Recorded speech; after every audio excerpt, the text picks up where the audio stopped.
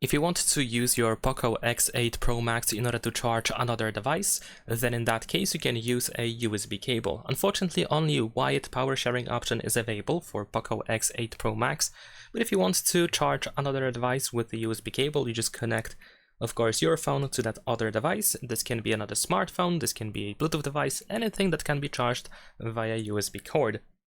There we go, let's just plug it in, and then we should be able to start charging with our phone.